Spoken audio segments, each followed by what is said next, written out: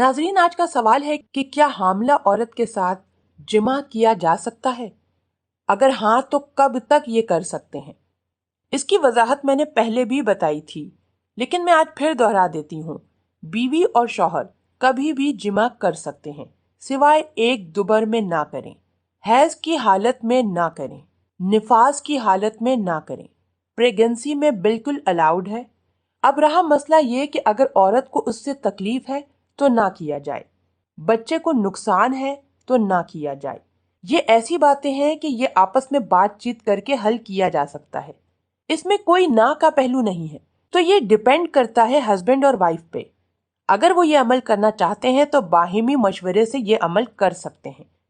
इसमें कोई लिमिट नहीं है। बस अपनी बीवी की सेहत का ध्यान रखिए। बीवी की सेहत पहले है, फिर सारी चीजें हैं। इस बात का खास ख्याल रखें कि आपके इस अमल से आपकी बीवी को कोई तकलीफ ना हो। अगर तकलीफ नहीं है तो आप कर सकते हैं। अगर डॉक्टर ने मना नहीं किया है तो फिर आप कर सकते हैं, और अगर डॉक्टर ने मना किया है तो एहतियात करें।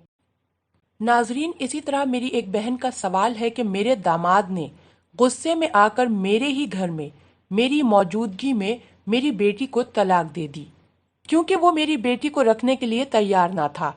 एक मौलवी साहब से पूछा तो उन्होंने कहा कि हामला पर तलाक नहीं होती, और जब तक तलाक नहीं होती इद्दत लाजिम नहीं, जबकि मेरा दामाद कहता है कि तलाक हो जाती है और इद्दत लाजिम है।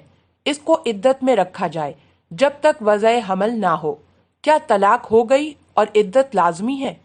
तो मेरी बहन, इस सवाल का जवाब कुछ यूं है कि हमल की हालत में तलाक हो जाती है और हामला की इद्दत वज़ाए हमल है। जब बच्चे की पैदाइश हो जाए तो इद्दत खत्म हो जाती है।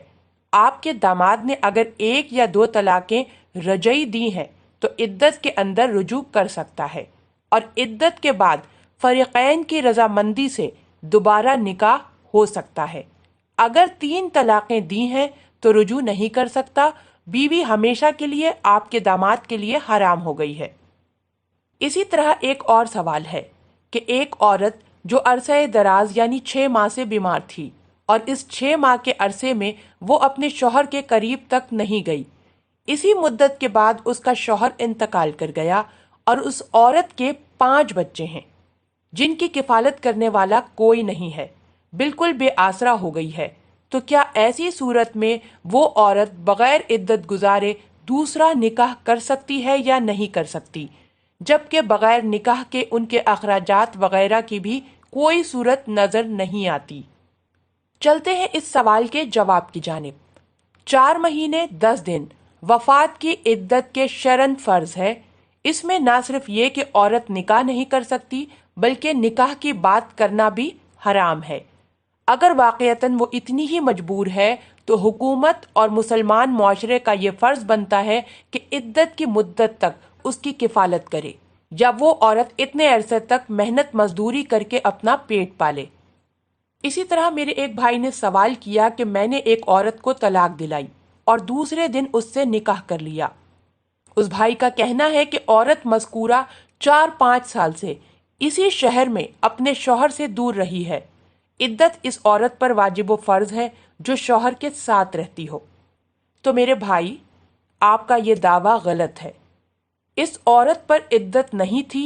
तलाक के बाद इद्दत जरूरी है, ख्वाह औरत शौहर के पास रहती हो या अरसे से शौहर से अलग रहती हो।